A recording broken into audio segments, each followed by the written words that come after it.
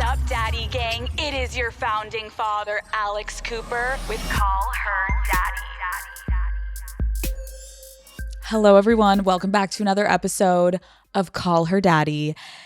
Daddy Gang, I have been wanting to give you an update on my life, and not just like this is what I did last weekend kind of update, but in a more serious way. I feel like I haven't really sat down and talked to you guys about what's actually going on in my life. And while it's obviously so exciting that Call Her Daddy has been having a huge year with insane interviews and big guests, at the end of the day, the show was built on you and me feeling personally connected. So I am very excited to hang out with you today. This past April, Matt and I celebrated our 1-year wedding anniversary. Very exciting. We went to Hawaii with Henry and Bruce, obviously, and it was so relaxing and romantic. And Matt and I were sitting together reflecting on our first year of marriage, how amazing it was, all of the life decisions that we made together. We talked about all the things that we had overcome, the things that we accomplished. And as we're discussing all of this, I couldn't help but think to myself, you guys don't really know about any of this in my life. And that feels weird to say, because I recognize I started this show talking so openly in extreme, explicit detail about my dating life and really all aspects of my life, but specifically me shitting on the men that I was hooking up with, detailing the sex positions that we were doing the night before, all of the good stuff. And I recognize that that has shifted over the past few years. So today, I want to explain why I pulled back. And then, in the spirit of reconnecting, I want to give you one of my most personal life updates that I have to offer right now. Call Her Daddy is brought to you by Tinder. Have you ever seen someone on Tinder that really stands out to you? Like, oh my gosh, this person is such a catch. Now with Tinder's First Impressions, you can send a message to help stand out before you match. Try debating their hottest take, bonding over their weirdly specific obsessions, or hit them with a joke that they absolutely have to respond to. Try Tinder's First Impressions feature and explore all of the possibilities for yourself. Tinder, it starts with a swipe. Download Tinder today. I have been an open book with you guys, and obviously that started to shift when I met my husband. And I kind of want to walk you through the evolution, the thought process, and conversations that Matt and I had along the way in deciding how much I was going to publicly share about us and our relationship. So let's go back to the first time I podcasted about Matthew. I was working at Barstool at the time, fucking throwback. And I had asked them, it was in the pandemic, I had asked them to send me to LA once restrictions kind of opened up a little bit more so that I could go and interview some guests for Call Her Daddy. If you all remember, that was the trip where I got Miley Cyrus on the show and it fucking changed everything. And at the time, I was extremely single. I was talking to a few guys on my roster.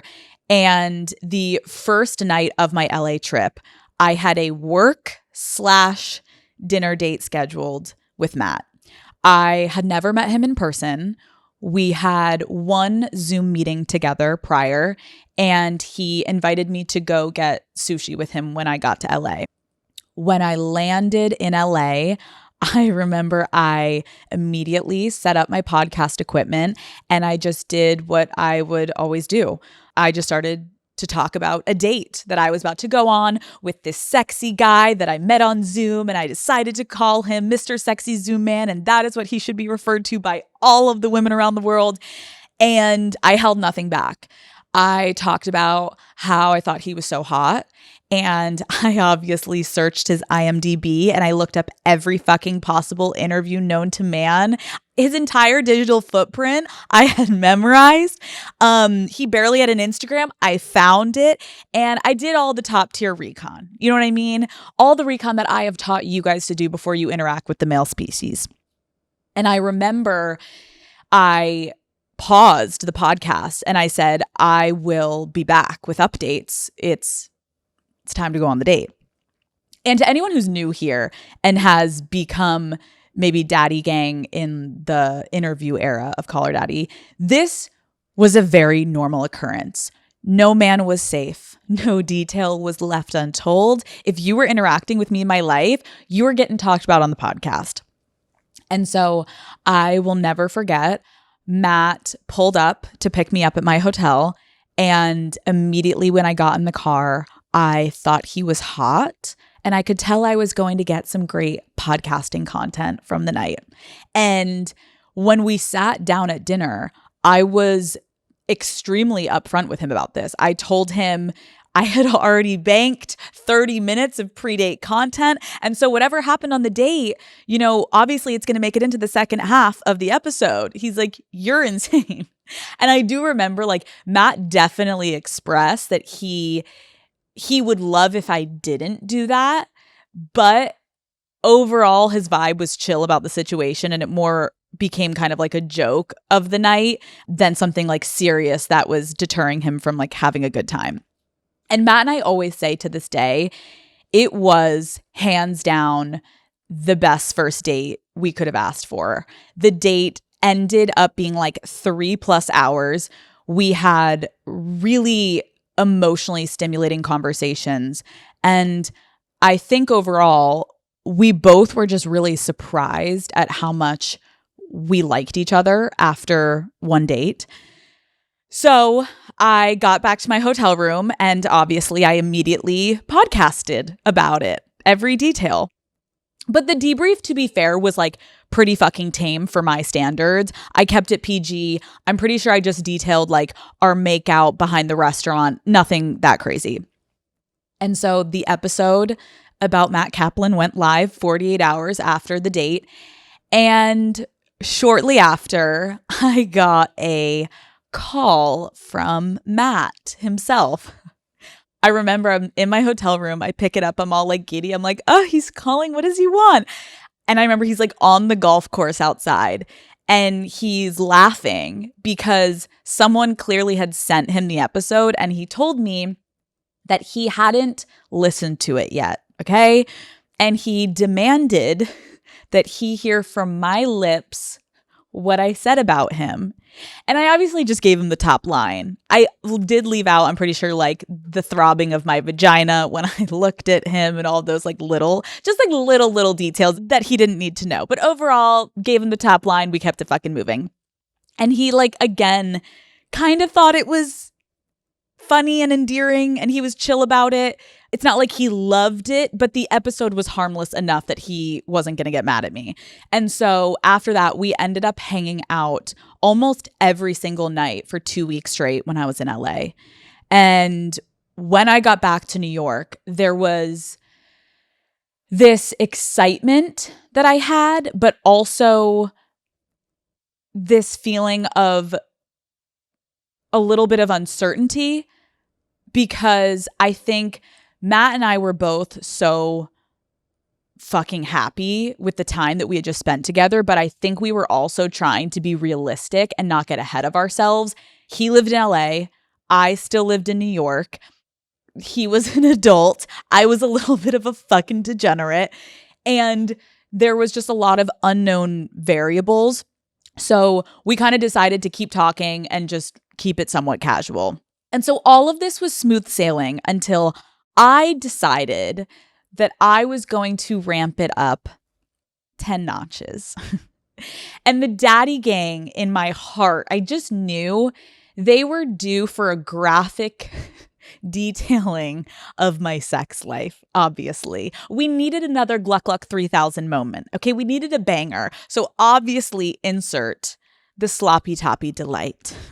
Okay, you guys, I will never forget that episode, and hopefully you don't. Here is the thing. Before I met Matt, I had good sex. I had a lot of good sex. But this man changed the course of my life and changed everything for me, okay?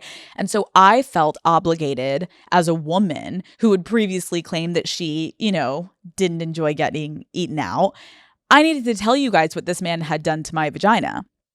And so I remember in the episode, I detailed graphically. Actually, wait, hold on. You know what we need to do? We need to pull up the fucking episode description because you guys, oh my God. Okay, this is the description. This week is a solo episode with your father. Alex is detailing her sexcapades with Mr. Sexy Zoom Man, featuring her cum in his beard, his pussy eating skills, her sex with him, and a battle between him and another man that made her realize how she feels about him. Oh my God, I forgot that was about this musician that I was talking to at the same time as Matt. Wait, I'm not okay. His fucking beard. There's so much to unpack here, but let me just fucking say, that episode did numbers, okay? Sloppy Toppy Delight. Genius. You guys fucking loved that one. Anyways, for context, I remember my headspace of when I went to upload this episode. Like back in the day, I had this obsession with really pushing everything to the limit. And what I mean by this is like, Matt was getting on a plane to come visit me the day that episode dropped. Matt was in the air, flying cross country to my ass. And I, pressed upload. Knew he couldn't download it. Let the world fucking listen to his pussy fucking eating skills. He's flying from Los Angeles to New York at this point to take me to the Hamptons for my birthday. And I thought it would be a good time to just bing, let the world in on a little bit of our detailed sex. And so I remember Matt landed. And this time, he didn't just call me. I got a FaceTime from him as he is in the car driving to my apartment. And I remember answering, and he just opens the FaceTime and he goes, Alex, what did you do? I'm like, oh my God, babe, I can't wait to see you. Like, I know where we're going to go to dinner tonight. We're all good. What are you talking about? He's like, Alex, I just got a call from my dad. No. Steve, that's like the real fucking kicker. I can handle Matt being like, me and Matt, we can go all day. Your dad is calling you. Matt's father was aware that his beloved son was flying across the country to see a girl who lived in New York. So naturally, he decided to do a little Google search of his own to find out what I was all about, right? Steve's just trying to catch a vibe. And when he realized that I had a show, obviously, he just went to click on the most recent episode just to get a feel for my morals and my values and like what I'm talking about each week. And unfortunately for him, my most recent episode was detailing how his son was intricately up inside my vagina to the point where it was so good, he made me cum all over his son's beard. He made me cum all over his son's. Does that make it sound like the dad? No. Matt made me cum. Steve's son made me cum on his beard. Regardless, Steve, I forever apologize for this one. However, you're a real one because we do laugh about this to this day. We actually recently talked about this at this past Thanksgiving. Steve was having a hoot and a half. Yeah, it is funny now, but it wasn't that funny back then. Overall, I just remember we hung up the FaceTime, and what ended up actually coming from that was Matt and I had to have a serious talk. This may have slightly pushed Matt over the edge, and it was because he started to get calls and texts from family, friends, employees, work colleagues, the random fucking high school friend that he hadn't talked to in 10 years. Everyone was starting to kind of put it together that Matt was the sexy Zoom man the Call Her Daddy girl was talking about every week now. And I could tell Matt was uncomfortable and a little overwhelmed by all of this. He is such a private person. And when Matt and I now talk about that time back in our lives, he always laughs and is like, I just had no idea how serious you and I were going to become. So of course I was like trying to protect myself, and I was hesitant to have someone talk so explicitly about me in a way that could probably impact my life. And I'm always like, totally fair, babe. Totally fair. Thank God it worked out, but totally fair. Like, I get it. He wasn't in control. I had like all the keys and I was driving, and he was just hoping I didn't fucking go too far each week. But so that, though, I will say, was the first time in my life of having Call Her Daddy that I was torn about next week's podcast. It was the first time that I ever thought about sparing a man's feelings because I actually cared about him. And trust me, I hated myself too at that point. I was like, no, you cannot care about him. Like, fuck this. Like, exploit your life, exploit him, keep it fucking moving. But that just wasn't the truth. I did care. And so I will say this situation kind of forced us to have more honest and real conversations than we probably typically would have had at that point in seeing each other. And we really had to talk honestly and openly about whether we could fit into each other's lives. The reality was I was a very, very, very public person, and he was beyond private. How the fuck is that going to work? I think what was confusing was the compatibility, like immediately off the bat was there. Compatibility, the intimacy was there. Everything felt right. But this aspect was going to take compromising from both of us. Obviously, you guys know how this story ends. It, thank God, worked out. And Matt and I, over that next year, we found a rhythm that worked for us. And looking back, without a doubt, I think my biggest fear at the time had been that I genuinely believed that I wouldn't find a man who would let me just be me and support my career, because it is a lot to take on. And, you know, I think for Matt, I feel like Matt's biggest fear, honestly, was he was just like, I just don't want you to ruin my life. Please don't take me down. I didn't. Everything is fine. But overall, I think the more and more we fell in love, I felt this internal shift in myself where I didn't have an urge to talk about everything that happened between us because I wanted to protect our relationship. And I was the one leading this decision making, which was nice. Matt had made it clear once he and I basically knew like, oh, we're in this. He made it clear that he trusted me implicitly, and he expressed to me that I'm now all in. Like, I'm down for whatever. I trust you. I trust what you're going to share on Call Her Daddy will be like fine for our relationship, and I love you, and like do your thing. I love you, which was nice because I don't think I could have been with someone that like put guardrails up for me. And something I don't want to get misconstrued when I'm saying all of this, Daddy Gang, is like, you all did absolutely nothing to make me feel like I didn't want to share about my life or I needed to hide things. Like, that is not what this is about at all. You guys have been the most fucking supportive people in my life, truly.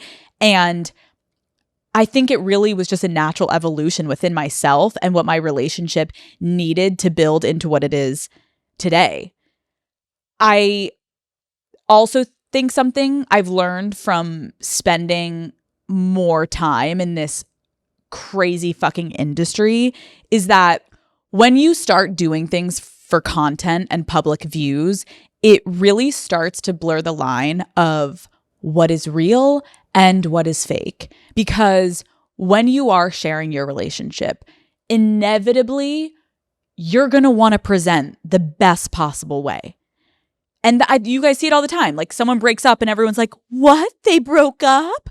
We've only seen them kiss and hug and be in love. And it's like, of course. Like, no one's posting the fighting video online. And I just think when you're doing that, you're constantly deciding how you want to be perceived by the world. And I know no one wants to hear this, but this is so fucking common in Hollywood. Like a lot of the decisions people are making in Hollywood are heavily influenced by public opinion and image and branding and personal gain.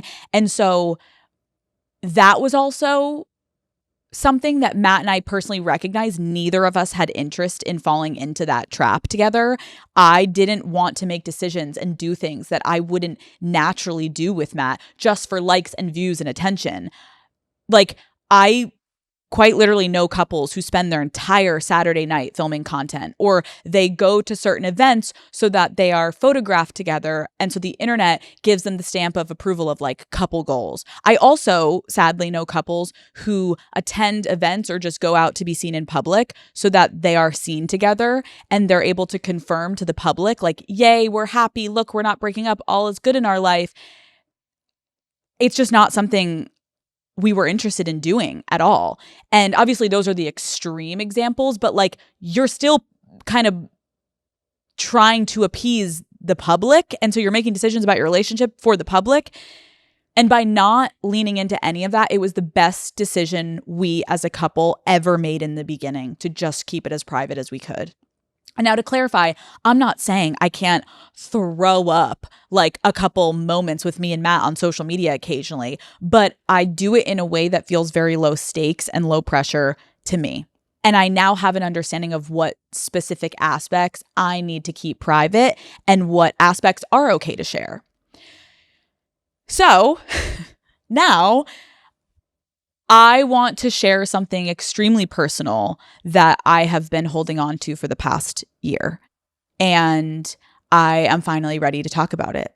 So here we go. This is an advertisement from BetterHelp. You guys know we're here for the girls on Call Her Daddy, but I do want to take a second, just a second, to talk about the men, okay? Because let's face it, when the men in our life take care of their mental health, our mental health gets better. So I think it's time we destigmatize men getting into therapy, okay?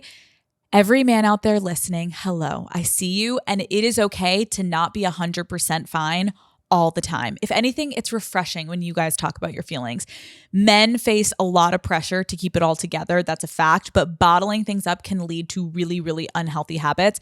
It's okay to struggle, and men need to know that real strength comes from opening up and talking about what's really going on. So if you're a man watching and listening, I urge you, talk to someone. BetterHelp is the world's largest online therapy platform, having served over 5 million people globally, and it is extremely convenient. You can join a session with a therapist at the click of a button, and you can switch therapists literally at any time you want. If you don't like the therapist, moving on, find a new one. As the largest online therapy provider in the world, BetterHelp can provide access to mental health professionals with a diverse variety of expertise.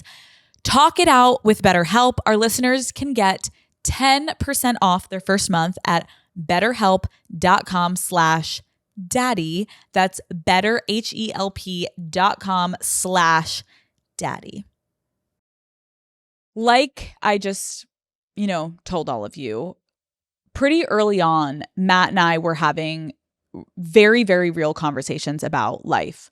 We talked about ideal timelines, our views on marriage, what we wanted out of life, whether or not we wanted children, and if so, when that would ideally be.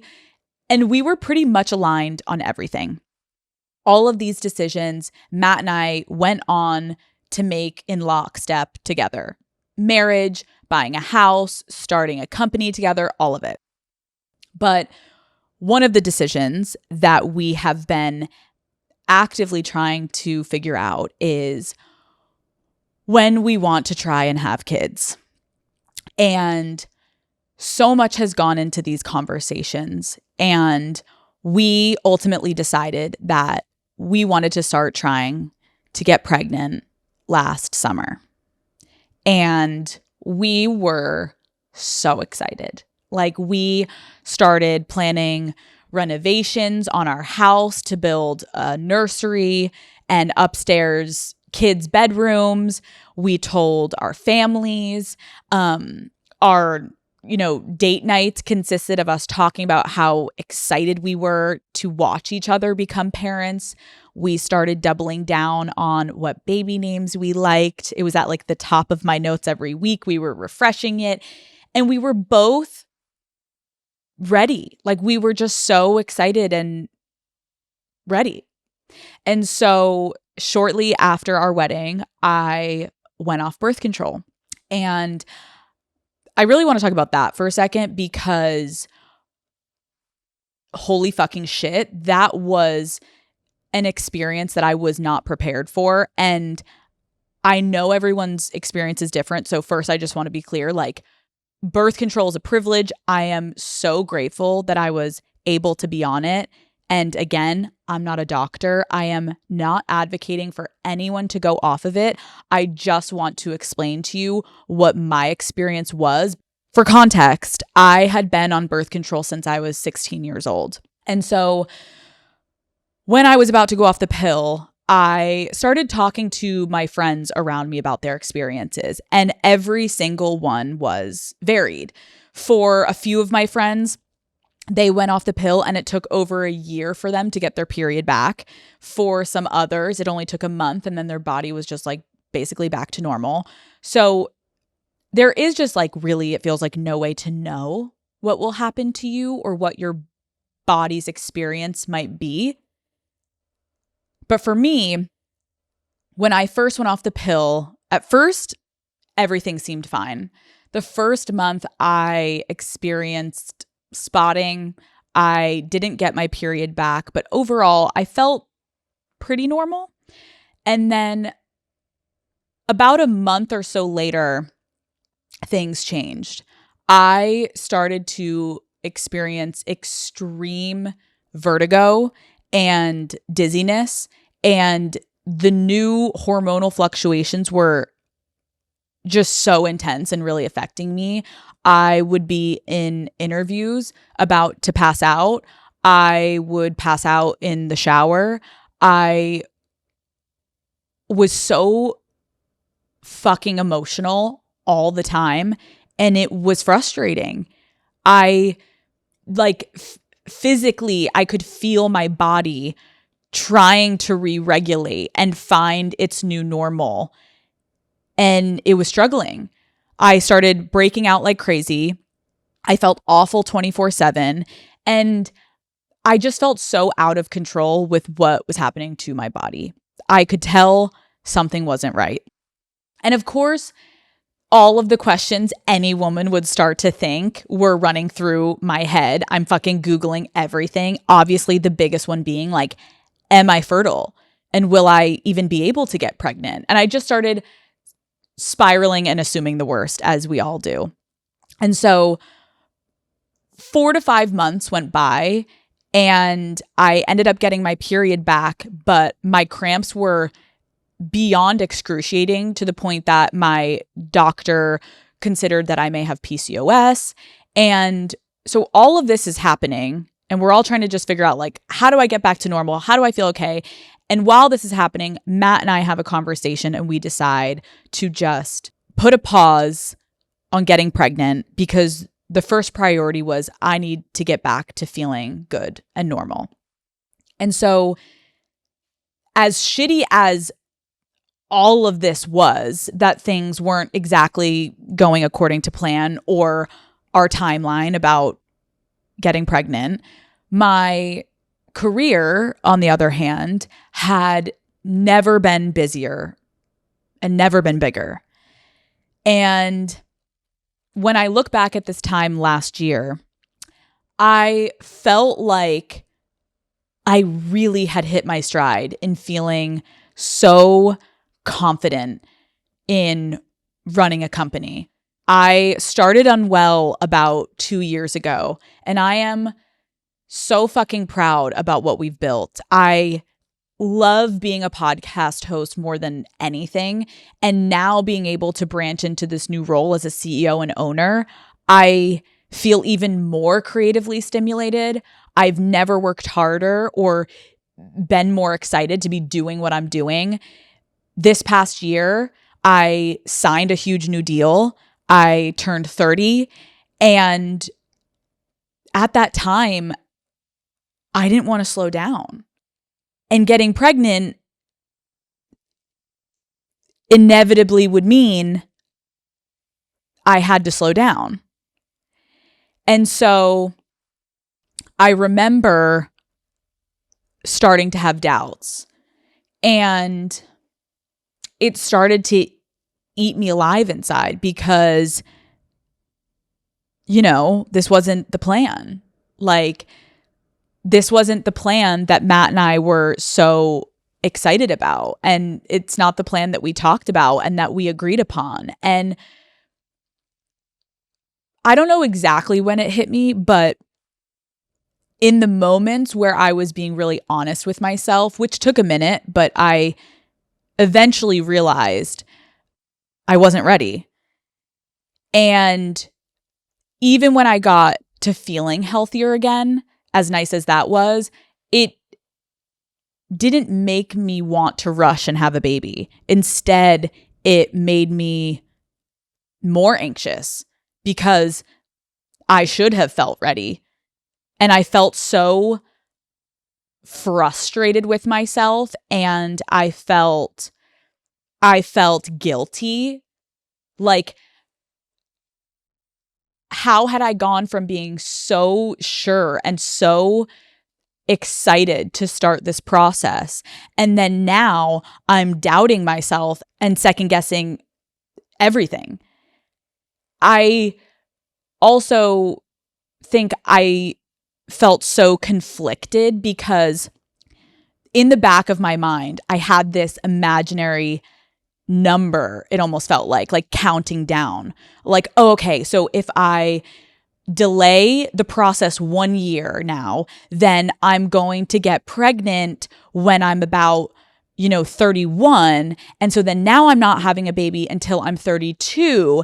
And ideally, if I'm able to get pregnant, like, I don't want one, I want more than one. And so then I'm like, and I'm doing all this like fucking math in my head. And I think I started to like get so anxious and panicked. And I started to feel like it was all just like getting away from me. And I was losing this precious time. And it was this all-encompassing, overwhelming feeling. And so, of course, I had moments, I'll admit, when I started to think, fuck it, just try and suck it up. Like, maybe once I'm pregnant, I'll feel differently. But then I always came back to like, I just know myself, and I know in my gut, like, I need more time. Call Her Daddy is brought to you by Uber Eats. Okay, Daddy Gang, we all know Uber Eats has the best selection of local restaurants, but did you know they also eat when it comes to a whole range of delivery services? Now, that might be a lot to take in, so let me break it down for you.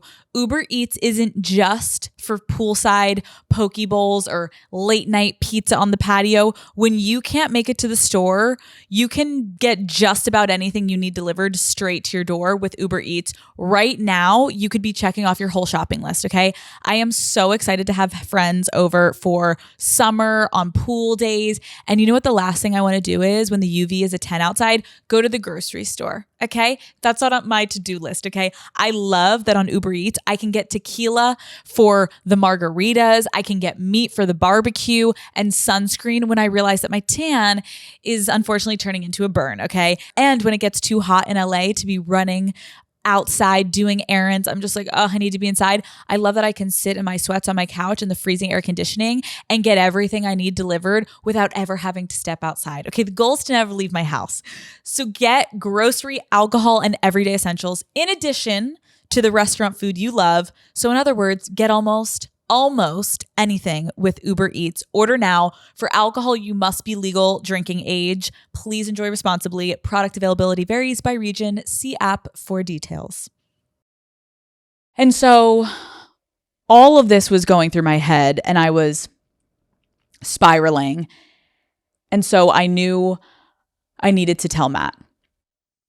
I wasn't nervous about his reaction because I know the man that I married is always going to support me. I think if anything, it was almost like I was more hesitant to speak it into existence because I don't know, like, I feel like I'm a very certain person, And I'll be honest, I felt very disoriented about how uncertain I felt about this one thing in my life. And also, I knew Matt was ready. And although I knew he wouldn't ever show it, of course he was going to have some level of disappointment on his end. And so I told him all of this. I remember we were just like sitting eating dinner at our house one night, and I just kind of word vomited it all. I was like, Matt, I know you know that I've been like thinking about this, but I need you to like really understand what I've been thinking and what I'm going through and like what I'm thinking about. And it always makes me emotional because I remember I'm like going on and on and on like I do. And that Matt literally like grabbed me and like put me on his lap, and he was like, look at me. Oh my God, I'm going to cry. He was like, look at me, Alex, how long have you been carrying this? He was like, I love you so much. When it is the right time, it will be the right time. I love you and I will support you no matter fucking what. And oh my God. I'm just so beyond grateful that Matt could not have been more supportive. He is truly the best partner to me, and he is so loving and supportive and selfless, and I know he is going to be, oh my God, okay. I know he's going to be the most incredible father to our babies, but I realized I need more time. And that's tough to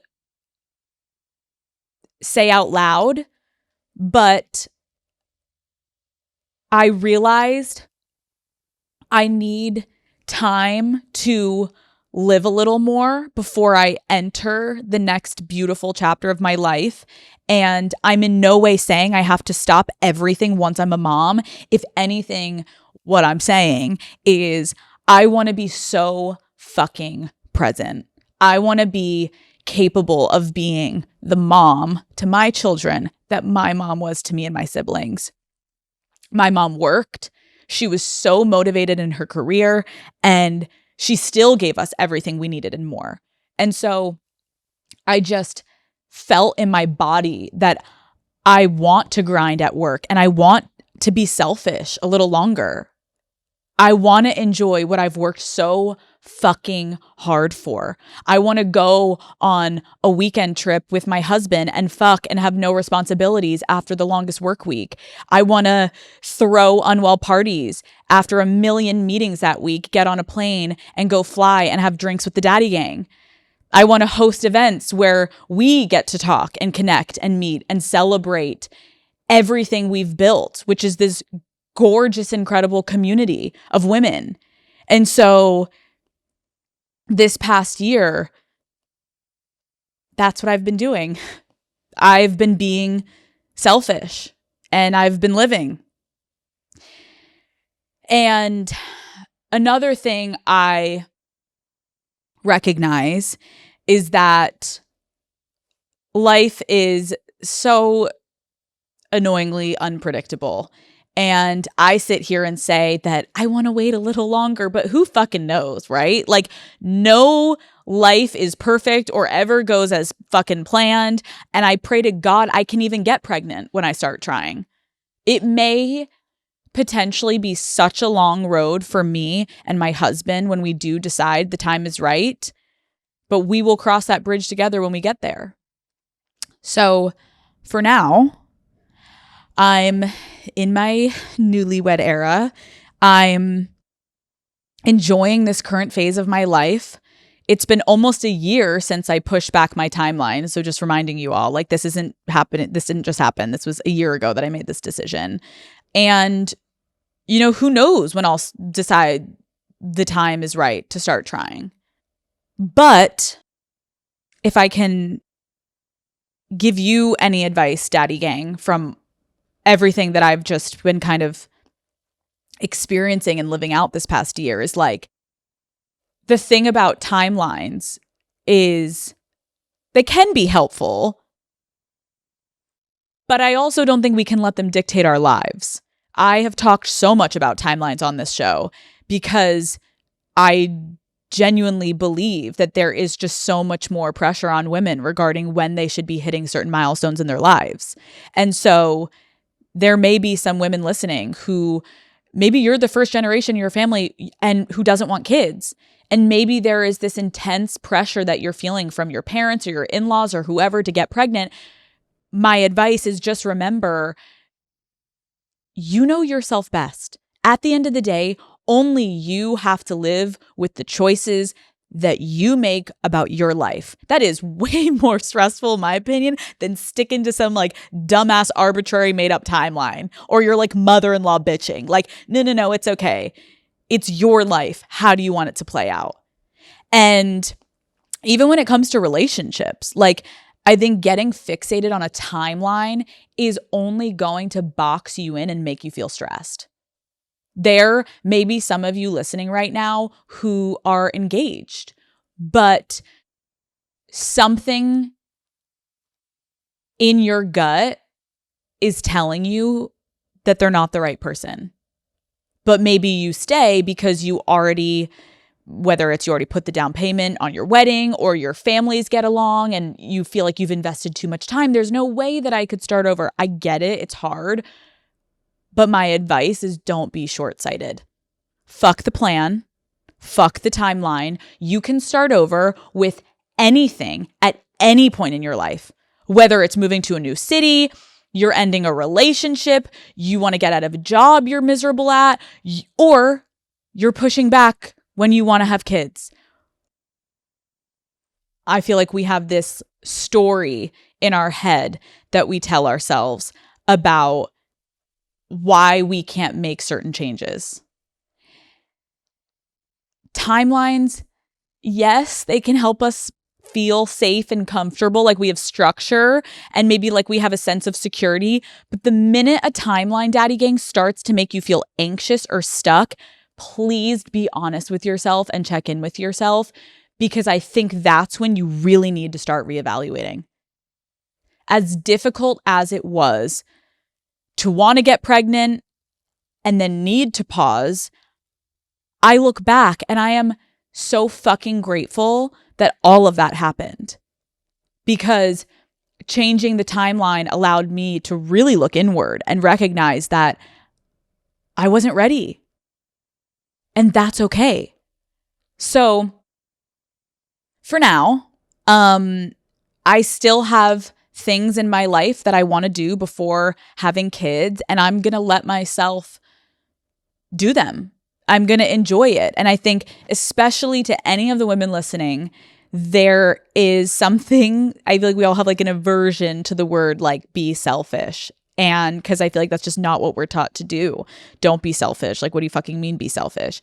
And it felt odd for me to lean into that concept, but I don't know if you guys, well, I guess you probably have seen on social media, like I've been bopping around and I'm throwing these parties and I'm having so much fun because I'm like, bitch, I'm living. And it doesn't mean you can't live once you have kids. It's just your life is different in a beautiful way. And so I'm having the fucking time of my life. Like Matt and I have so many plans for this summer, and we were definitely like, oh, we're doing like a little bit more than we usually would, and traveling or like going with our friends places and partying and having fun. And then we both just keep looking at each other being like, let's just fucking go and do it. This is what this year is for.